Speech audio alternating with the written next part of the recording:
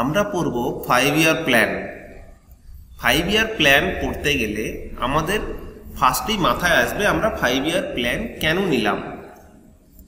যদি আমরা পর্যালোচনা করি দেখি যে 1947-এ আমরা স্বাধীনতা লাভ করলাম। ঠিক তারপরেই জওহরলাল নেহেরু ঘোষণা করলেন 1948-এ যে আমাদের দেশে যে ইকোনমি হবে সেটা হলো মিক্সড ইকোনমি হবে, যে ইন্ডাস্ট্রিয়াল পলিসি তোমরা যদি আগের ভিডিও দেখে থাকো। তাহলে এই সময়ে তারা টার্গেট করতে থাকে, সেই সময়ের গভর্নমেন্ট, নেহেরু গভর্নমেন্ট, যে আমরা এমন কিছু মিক্সড ইকোনমি সংক্রান্ত এমন কিছু যে প্ল্যান বা প্রজেক্ট আমরা নেওয়ার চেষ্টা করব যাতে আমাদের সেটা এক্সিকিউট করতে খুব সুবিধা হয়। সেই সময়ে উন্নত দেশগুলোর মধ্যে আমরা পর্যালোচনা করছিলাম কাদের দেশে সবচেয়ে ভালো আছে, আমরা সেটাকে এডিট করব, কিছুটা দেখব, সেই হিসাবে আমরা ভাবব। তো সেই সময় সবচেয়ে বেশি ছিল ইউনাইটেড সোশ্যালিস্ট সোভিয়েত রাশিয়া। তার কাছ থেকে নেওয়া হয় 5 ইয়ার প্ল্যান। প্রচুরবার কোশ্চেন এসছে। তো এই 5 ইয়ার প্ল্যান ফার্স্ট এখান থেকে নেওয়া হয়। তো 5 ইয়ার প্ল্যান কবে থেকে কবে চালু হয় দেখো, আমাদের যে ইকোনমিক্যাল ইয়ার সেটা হলো ইকোনমিক্সের ইয়ার যদি বলো তাহলে 1 এপ্রিল থেকে 31 মার্চ পর্যন্ত হয় প্রত্যেক ইয়ারে। হ্যাঁ, তো এই ব্যাপারটা মনে রাখবে। আর ফার্স্ট 5 ইয়ার প্ল্যানের টাইমটা দেখো 1951 থেকে 1956 পর্যন্ত। তো এই 5 ইয়ার প্ল্যান সংক্রান্ত আমাদের কিছু তথ্য খুব ভালোভাবে মনে রাখতে হবে। যেমন এই কোন 5 ইয়ার প্ল্যানের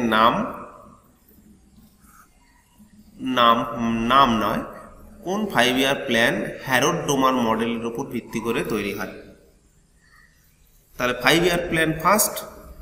তারপরে এই 5 ইয়ার প্ল্যানে কিসের ওপর বেশি জোর দেওয়া হয়েছিল দেখো, আমরা যখন 1948-এ স্বাধীনতা পেলাম ঠিক তার কিছু বছর আগে 1942-43 সময় আমাদের দেশে অকালে, যাকে বলা হয় বেঙ্গল ফেমাইন,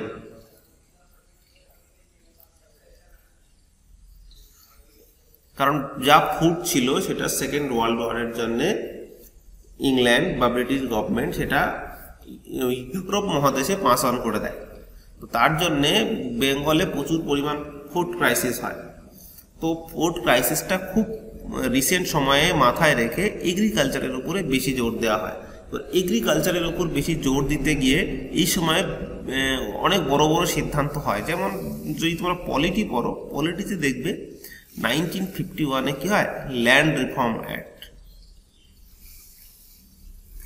জমিনদারের কাছ থেকে জমি ছিনিয়ে লোকের মধ্যে বিলিয়ে দেওয়া, তাই না? তারপরে কি জোর দেওয়া হয়েছিল না, এই ল্যান্ড রিফর্ম করার পর ল্যান্ডকে যদি এগ্রিকালচার করতে হয়, মানে ফুড সাফিসিয়েন্ট করতে হয়, তাহলে তার ক্ষেত্রে কি লাগবে, সেচ লাগবে, ইরিগেশন লাগবে।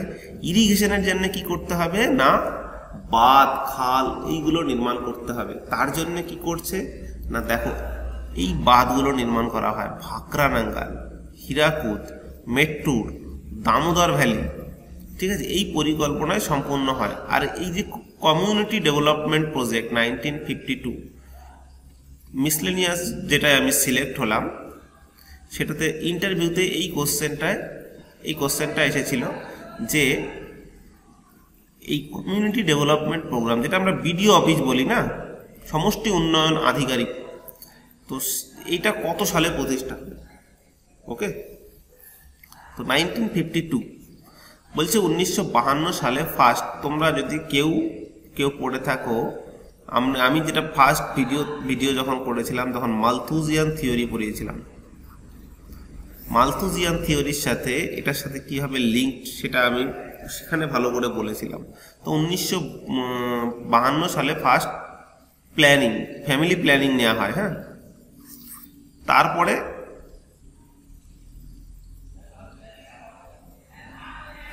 কিছু আচ্ছা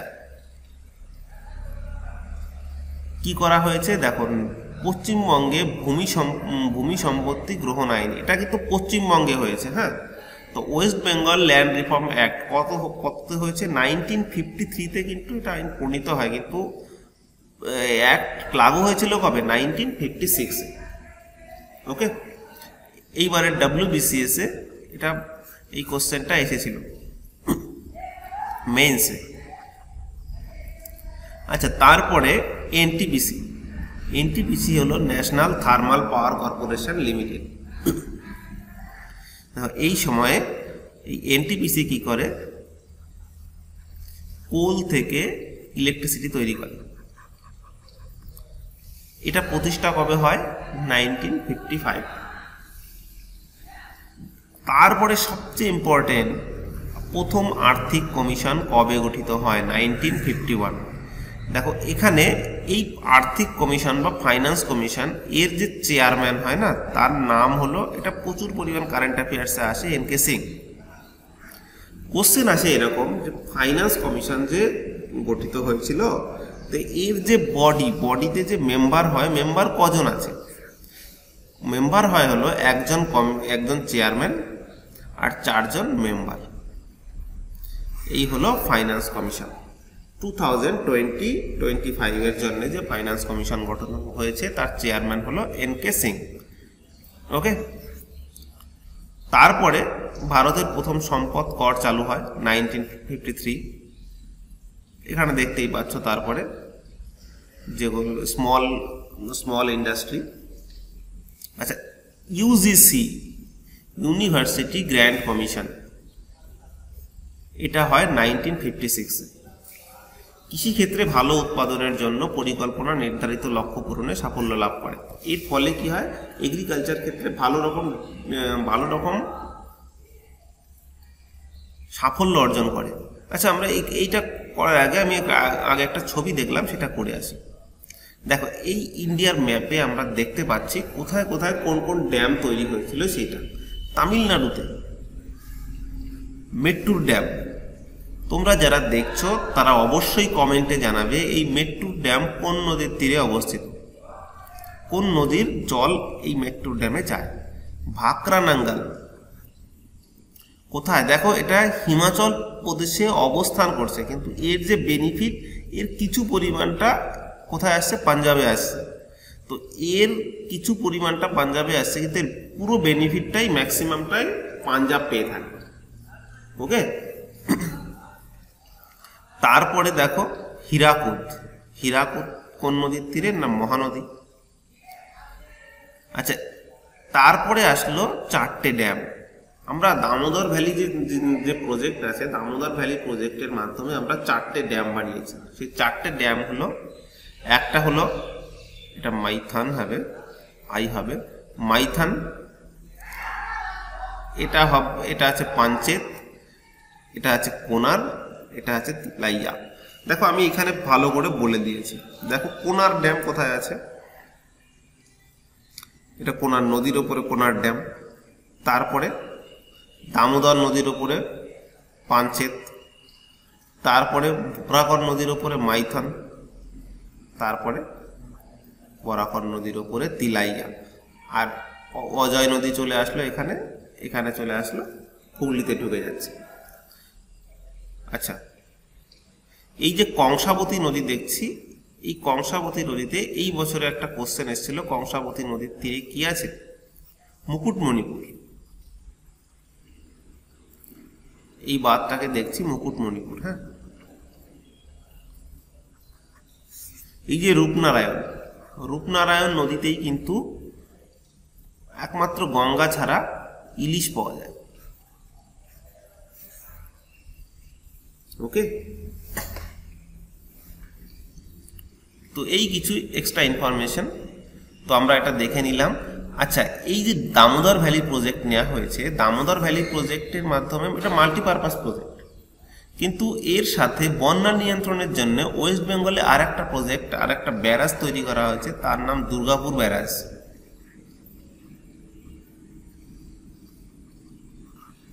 ওকে, এই কিছু এক্সট্রা ইনফরমেশন।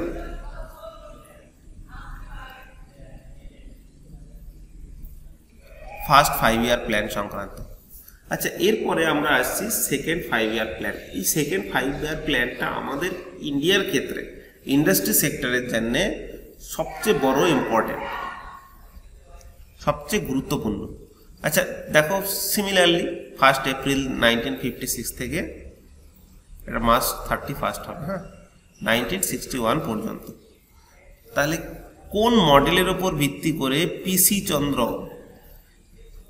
পিসি মহলানবিশ, পিসি চন্দ্র হয় না, পিসি মহলানবিশ, এই মডেল অনুযায়ী ভারী শিল্পের, হেভি ইন্ডাস্ট্রি, কারণ আমরা যে ফার্স্ট 5 ইয়ার প্ল্যান করছিলাম সেখানে আমরা দেখছিলাম যে ভারী ইন্ডাস্ট্রি বলতে যদি আমরা কোনো এমপ্লয়মেন্ট জেনারেট করতে চাই, এমন কিছু জিনিস যেগুলো তৈরি করতে গেলে আমাদের র মেটেরিয়াল দরকার হয়। যেমন ধরো বাঁধ নির্মাণ করবে, বাঁধ নির্মাণ করতে গেলে সেখানে কংক্রিটের বাঁধ নির্মাণ করতে গেলে সেখানে প্রচুর পরিমাণ আয়রন দরকার, যেটা আমাদের দেশে প্রচুর রয়েছে। তাহলে আয়রন আর স্টিল আমাদের এটা আমাদের দেশেই তৈরি করা দরকার, না হলে পরে আমাকে বাইরে থেকে আনতে হবে, যেটা খুব কস্টলি হয়ে যাবে আমাদের কাছে।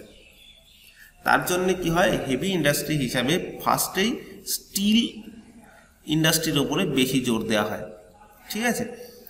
তো এর ফলে কি করা হয় দেখো, দুর্গাপুর, রাউরকেল্লা, ভিলাই, কোন কোন দেশ থেকে এই প্রযুক্তিগুলো আনা হয়, কোন কোন দেশের সহায়তায় এই ফ্যাক্টরিগুলো লাগানো হয়। দেখো, দুর্গাপুর গ্রেট ব্রিটেন, রাউরকেল্লা পশ্চিম জার্মানি, আর ভিলাই সোভিয়েত রাশিয়া। আমরা দেখে নেব, দেখবে এই যে ম্যাপ দেখতে পাচ্ছ, ম্যাপে আমি দুর্গাপুর লিখে দিয়েছি, এগুলো আমি নিজে বানিয়েছি।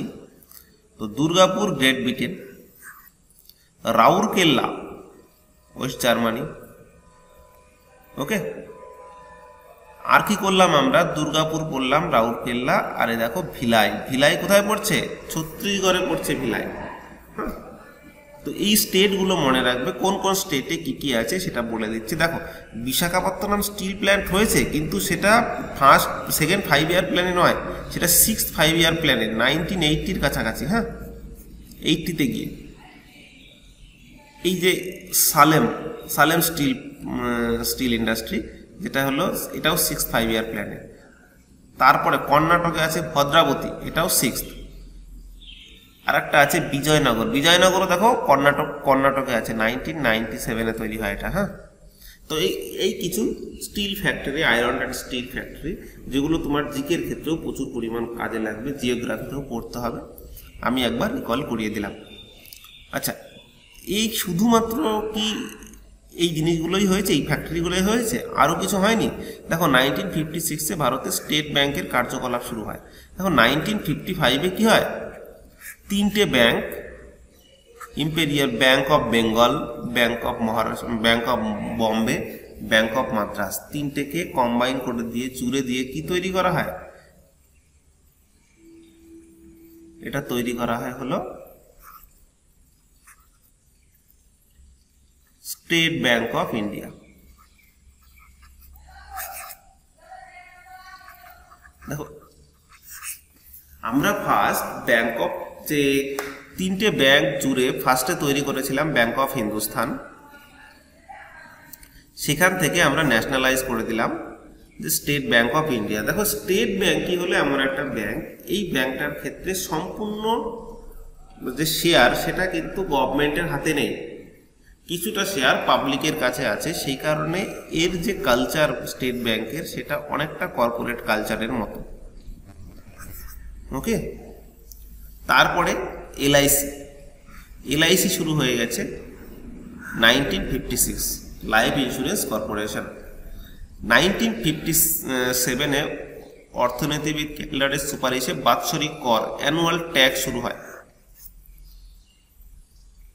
1957-এ। আচ্ছা, 1956-এ কি হয়েছে, আর একটা আমেরিকার সাথে PL 480 চুক্তি হয়। এই চুক্তির অনুযায়ী আমেরিকার থেকে খাদ্যশস্য, কারণ আমরা কি হয়, ফার্স্ট 5 ইয়ার প্ল্যানে তো আমরা প্রচুর পরিমাণ উন্নত করেছিলাম, তবু আমাদের কিছু কিছু ক্ষেত্রে ঘাটতি থাকতো এখনো। যেমন আমরা সর্ষের তেল, ডাল, যদি দরকার পড়ে পেঁয়াজ, অনিয়ন, এগুলো আমাদের বাইরে থেকে আনতে হয়, পাম অয়েল, এগুলো আমাদের বাইরে থেকে আনতে হয়। তো তখনও কিছু না কিছু আনতে হতো, যেমন গম আনতে হতো, হুইট, যতক্ষণ না আমাদের ইন্ডিয়াতে গ্রিন রেভলিউশন এসেছে তার আগে পর্যন্ত আনতে হতো। হ্যাঁ, তো 1956 এই সালে ঘোষিত হয় ভারতের দ্বিতীয় শিল্পনীতি, এবং শিল্পনীতিতে দেশে গুরুত্বপূর্ণ শিল্পগুলিকে রাষ্ট্রায়ত্তকরণের মাধ্যমে দেশের সরকার নিয়ন্ত্রিত অর্থ ব্যবস্থা গড়ে তোলা হয়। ওকে, তো তারপরে এই সালের মধ্যে 1957 আমাদের ডেসিমেল সিস্টেম চালু হয় মুদ্রার ক্ষেত্রে। তো ডেসিমেল সিস্টেমে যদি আমরা এটাকে যদি পড়তে যাই, ডেসিমেল সিস্টেম, আচ্ছা ডেসিমেল সিস্টেমের আগে কি ছিল? যদি কেউ তোমাকে কোশ্চেন করে, আচ্ছা ডেসিমেল বুঝতে পারলাম যে ডেসিমেল সিস্টেম মানে 10 পয়সা, 15 পয়সা, 20 পয়সা, 50 পয়সার কয়েন, 1 টাকার কয়েন, সে কয়েন আমি তো বুঝলাম 5 পয়সার কয়েন, কিন্তু তার আগে কি ছিল? যদি 1957 এটা স্টার্ট হয়, তার আগে দেখবে আনা সিস্টেম ছিল। আনা মানে 16 আনায় 1 টাকা, 4 আনা, 8 আনা। দেখবে আমরা ছোটবেলা তো আমাদের যারা 90s যাদের জন্ম তারা কিন্তু এটা খুব ভালো দেখেছে, 4 আনা কাকে বলে, 8 আনা কাকে বলে। 8 আনা মানে 50 পয়সা, তো 50 পয়সাকে আমরা 8 আনা বলতাম, আর 16 আনা মানে 1 টাকা। তো এই ব্যবস্থা তখন চালু ছিল, তারপরে ডেসিমেল সিস্টেমে আমরা শিফট করে যাই। ঠিক আছে, দেখো তারপরে আসছে থার্ড 5 ইয়ার প্ল্যান। এবার থার্ড 5 ইয়ার প্ল্যানে আমরা কি করছি না, থার্ড 5 ইয়ার প্ল্যান দেখো 1961-তে আমরা শুরু করেছি 1966 সাল পর্যন্ত। এই সালের মধ্যে আমরা 1962-তে চায়নার সাথে যুদ্ধে হেরে গেছিলাম, যার ফলে আমাদের আকসাই চীন আমাদের থেকে বেরিয়ে যায়। তারপরে 1965-এ আমাদের যুদ্ধ হয় কার সাথে? পাকিস্তানের সাথে, তাই না? তাহলে পাকিস্তানের সাথে আমাদের যুদ্ধ হয়। এই দুই যুদ্ধের ফলে এই থার্ড 5 ইয়ার প্ল্যানটা আমাদের খুব একটা কার্যকরী হয় না।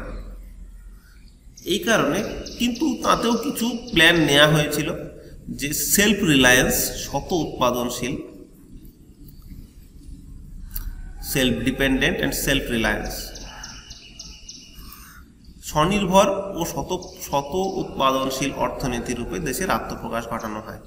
ওকে, এখানে তেমন কিছু নেই, শুধু মাথায় রাখবে যে কি কি জিনিস, কিছু কিছু, যেমন এই যে নিবিড় কৃষি জেলা কর্মসূচি, ইন্টেন্সিভ এগ্রিকালচার ডিস্ট্রিক্ট প্রোগ্রাম, আইএডিপি চালু হয় কবে না থার্ড 5 ইয়ার প্ল্যানে। ওকে, এই কর্মসূচি শুরু হয় কবে? 1961 সালে। আইএডিপিটাকে হাইলাইটেড করবে। হ্যাঁ, ইন্টেন্সিভ এগ্রিকালচার এরিয়া প্রোগ্রাম, এই কর্মসূচিটি শুরু হয়েছিল 1964-এ। এখানে তৈরি হয় কিন্তু এখানে শুরু হয়ে যায়। হ্যাঁ, এই দেখো ইন্টেন্সিভ এগ্রিকালচার এরিয়া প্রোগ্রাম, আর এখানে ইন্টেন্সিভ এগ্রিকালচার ডিস্ট্রিক্ট প্রোগ্রাম, মাথায় রাখবে। 1961-এর পরে এটা 1964। আচ্ছা, ফুড কর্পোরেশন ইন্ডিয়া 1964।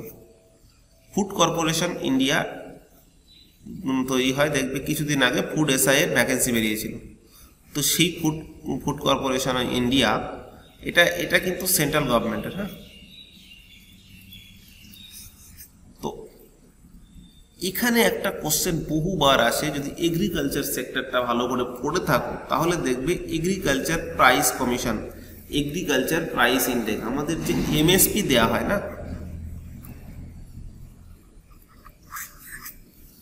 এমএসপি দেয়া হয় যে কোনো রাইসের ওপরে, হুইটের ওপরে। তো এমএসপিটা দাম নির্ধারণ কে করে? Agriculture price commission. এখন তৈরি হয়ে গেছে এগ্রিকালচার কস্ট আর প্রাইস, যে কমিটিটা তৈরি হয়েছে। Industrial development bank of India, IDBI গড়ে ওঠে 1964। দেখো আইডিবিআই থেকেই আর একটা ব্যাংক তৈরি হয়েছে যার নাম হলো সিডবি। এসটা অ্যাড করে দাও, তাহলেই হয়ে যাচ্ছে সিডবি। এই স্মল স্কেল ইন্ডাস্ট্রিকে দেখার জন্য আলাদা একটা আলাদা বডি করে দেওয়া হয়েছে যার নাম সিডবি। হ্যাঁ, দেখো 1962 সাল যুদ্ধ, 1965 সাল লিখে দিয়েছি। আচ্ছা, 1965 যদি গ্রিন রেভলিউশন কেউ পড়ে থাকো দেখবে যে গ্রিন রেভলিউশন আমি বলেছিলাম যে 1965-66 সময় একটা ড্রট তৈরি হয়, ড্রট সিচুয়েশন। ড্রট মানে বাংলায় বলে খরা। সেখানে অনাবৃষ্টির কারণে প্রচুর পরিমাণ ক্ষতি হয়ে যায় এবং যে আমাদের যে এগ্রিকালচার যে প্রোডাকশান সেটা প্রচুর পরিমাণ কমে যায়। তো এই সময়তেই কি হয় না, গ্রিন রেভলিউশন নিয়ে আসা হয় কিন্তু। হ্যাঁ, দেখো থার্ড 5 ইয়ার প্ল্যানের লক্ষ্যমাত্রা ধার্য করা হলো হয়েছিল 6.6%, কিন্তু কত হয় 2.4%। আর কিছু তেমন নেই। এইটার ক্ষেত্রে এই লাইনটা মনে রাখবে যে 3টি বার্ষিকী পরিকল্পনা প্ল্যান হলিডে। প্ল্যান হলিডে মানে এরকম যে 1965-66-এ যখন এটা কমপ্লিট হয়ে যায় থার্ড 5 ইয়ার প্ল্যান, এই থার্ড 5 ইয়ার প্ল্যান পুরোপুরি রকমভাবে ব্যর্থ হয়, কারণ দুটো ওয়ার লড়া হয়েছে। তো দুইবার ওয়ার লড়ার কারণে আমরা কি করছি যে তারপরে দেখলাম যে নতুন করে একটা 5 ইয়ার প্ল্যান নেওয়া আমাদের কাছে অ্যাফোর্ড করা সম্ভব নয়। এই কারণে যে আগেকার যে কাজগুলো ডিউ আছে সেগুলো আমরা নেক্সট ইয়ারগুলোতে করার চেষ্টা নিয়ে আমরা নিউ 5 ইয়ার প্ল্যান নেব না, আমরা বার্ষিক প্ল্যান নিয়ে নেব। এই কারণে বলা হয় পরিকল্পনার ছুটির সময়কাল বা হলিডে প্ল্যান। প্রচুরবার কোশ্চেনে আসে যে হলিডে প্ল্যান কত সালে, তো এই 1966-69। ওকে, এখানে দেখো কিছু রিডিং মেটেরিয়াল আছে। তৃতীয় পঞ্চবার্ষিকী পরিকল্পনা দেশ গতানুগতিকভাবে পরিকল্পনা কর্মসূচি ব্যাহত হয়েছিল। এর পরিবর্তে 3টি বার্ষিকী পরিকল্পনা রূপায়ণ করা হয়েছিল। এই 3 বছর ভারতের অর্থনৈতিক পরিকল্পনার ইতিহাসে প্ল্যান হলিডে, ঠিক আছে, হলিডে প্ল্যান বা প্ল্যান হলিডে পরিকল্পনার ছুটির সময়কাল নামে পরিচিত। আর কিছু তেমন নেই। ওকে, তো এই হলো। দেখো এই স্লাইডে দেখো যে আমি যে কথাগুলো বলে আসলাম সেই কথাগুলো ল্যাঙ্গুয়েজ আকারে আমি লিখে দিয়েছি। ওকে, দেখো এই সালটার মধ্যে আমাদের এগ্রিকালচার যে প্রোডাকশান সেটা 6.2% হারে বৃদ্ধি পেয়েছে। তাহলে 6.2% হারে বৃদ্ধি পেয়েছিল কেন? কারণ সেই সময় গ্রিন রেভলিউশন এসেছিল। হ্যাঁ, এই কারণে প্রোডাকশানটা বৃদ্ধি পেয়েছিল। তোমাদের কাছে কোশ্চেন, গ্রিন রেভলিউশনটা আমরা কোন জায়গায়, 3টে জায়গাকে আমরা বেশি হাইলাইট করে থাকি, তো সেই 3টে জায়গা কি কি লিখবে, কমেন্টে অবশ্যই লিখবে। তা শিল্পক্ষেত্রে এই তিন বছরে উৎপাদন বৃদ্ধি পেয়েছিল বার্ষিক করে 2.3%। কারণ আমরা হেভি ইন্ডাস্ট্রি তো লাগিয়েছিলাম, তো তার ক্ষেত্রে যে অ্যাক্সেসরি কিছু ইন্ডাস্ট্রি গড়ে উঠবে সেটাই স্বাভাবিক। তো সেক্ষেত্রে একটু ইনক্রিজিং দেখা গেছে এরপর থেকে। আচ্ছা, 1966 সালে আমরা কি করেছিলাম? ডিভ্যালুয়েশন করেছিলাম।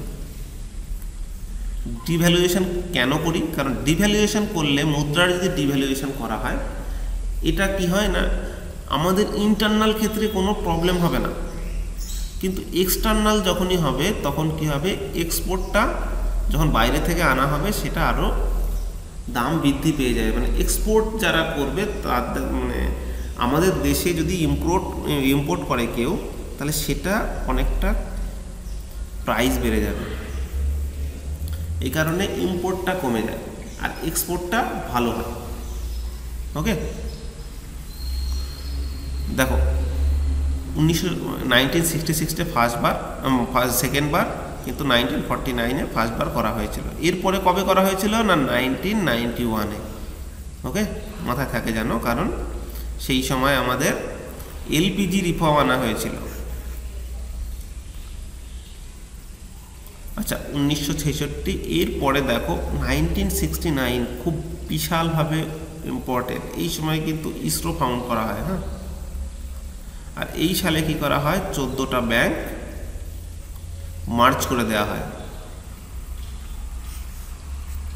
যদি তোমরা ইন্ডাস্ট্রিয়াল যে পলিসি আছে সেই পলিসির ভিডিও দেখে থাকো তাহলে তোমরা জানবে যে এই 1969-এ তিনি কেন করেন। ইন্দিরা গান্ধীর স্টোরি সম্পর্কে আমি কিছুটা বলার চেষ্টা করেছি।